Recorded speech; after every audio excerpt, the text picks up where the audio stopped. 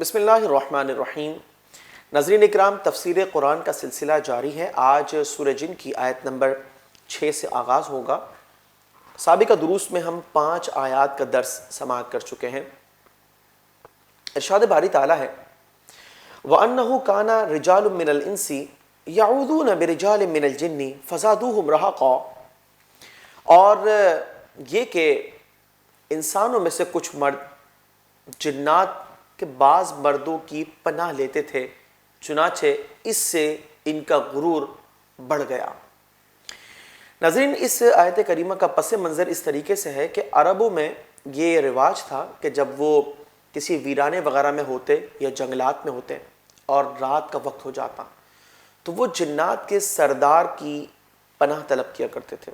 وہ کہتے تھے اعوذ بعظیم ھذا الوادی من الجن، کہ اس وادی کے سردار کی جنات کے شر سے میں پناہ طلب کرتا ہوں۔ وہ اس کے بعد جو ہے سو جایا کرتے اور پھر انہیں ضرر بھی نہیں دیا جاتا تھا۔ گزرتے وقت کے ساتھ ایک وقت ایسا بھی آیا کہ جب رسول مکرم صلی اللہ علیہ وسلم کی دنیا میں آمد ہوتی ہے اور ایک واقعہ یوں مارز وجود میں آتا ہے۔ رافع بن عمیر یہ اپنے اسلام لانے کا واقعہ بیان کرتے ہیں۔ بنو تمیم سے ان کا تعلق تھا۔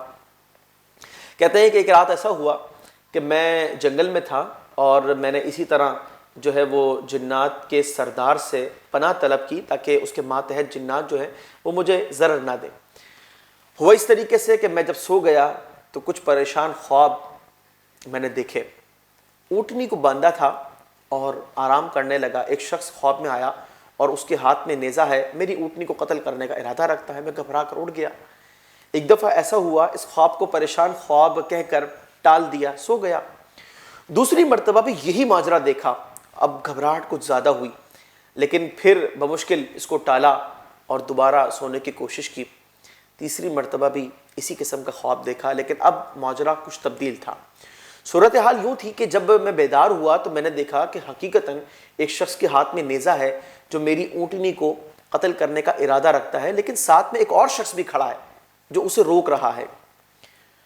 یکا یک 3 بیل وہاں نمودار ہوتے ہیں اور یہ جو روکنے والا شخص ہے اس سے کہتا ہے کہ تم ان 3 میں سے کسی ایک بیل کو لے لو، لیکن اس شخص کی اونٹنی کو چھوڑ دو۔ قاضی ثناء اللہ پانی پتی علیہ رحمہ اس واقعے کو بیان کرتے ہوئے لکھتے ہیں کہ جب وہ شخص ایک بیل کو لے کر چلا گیا تو میں نے اپنے محسن سے پوچھا کہ ماجرا ہے کیا؟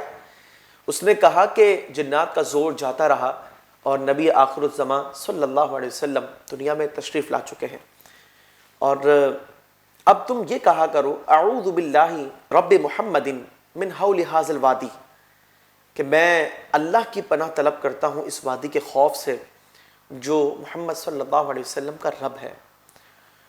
میں نے پوچھا کہ اس کے پیچھے ماجرا کیا ہے؟ تو اس نے کہا کہ وہ ایک خدا کی دعوت دیتے ہیں، جنات کا جو زور تھا وہ اب ختم ہو گیا ہے، لہٰذا تم ان کے پاس جاؤ اور ان کی دعوت کو قبول کر لو۔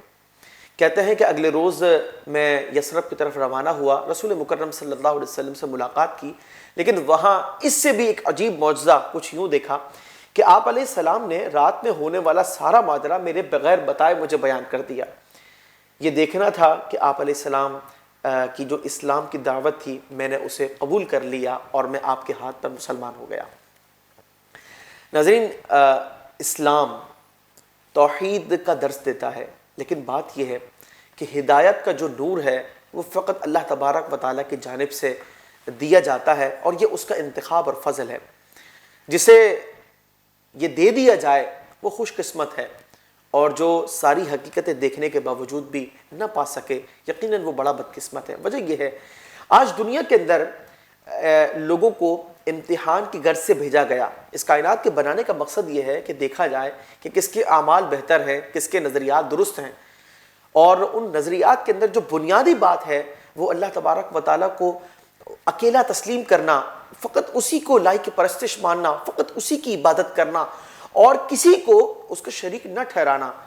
جن کفار کے سامنے آج یہ ساری چیزیں موجود ہیں کہ جو خالق کائنات ہے، جس نے کائنات کو بنایا، اس کے نظام کو چلایا، جس نے ہر نعمت سے نوازا، جس نے سب کچھ عطا کیا، وہی انعام بھی عطا فرماتا ہے اور وہی انتقام بھی لے گا۔ اور اس کا کوئی شریک نہیں، لیکن جس کو یہ بات آج سمجھ میں نہیں آتی یقیناً کل بروز قیامت وہ نقصان میں ہوگا۔ ہمیں اللہ تعالیٰ سے یہ طلب کرنا چاہیے کہ رب کریم جو صراط مستقیم پر چلنے کے حوالے سے ہدایت کا نور ہمیں حاصل ہوا، وہ نور اللہ تبارک و تعالیٰ ہمیشہ قائم و دائم رکھے، اس پر ہمیں استقامت عطا فرمائے، اور اللہ تبارک و تعالیٰ ہی کی وحدانیت کو تسلیم کرتے ہوئے نبی کریم صلی اللہ علیہ وسلم کی رسالت کو مانتے ہوئے تمام تر اسلام کے تقاضوں کو پورا کرنے کی توفیق عطا فرمائے۔ القلم Islamic Center under the supervision of Mufti Munibur Rahman Zida Majdu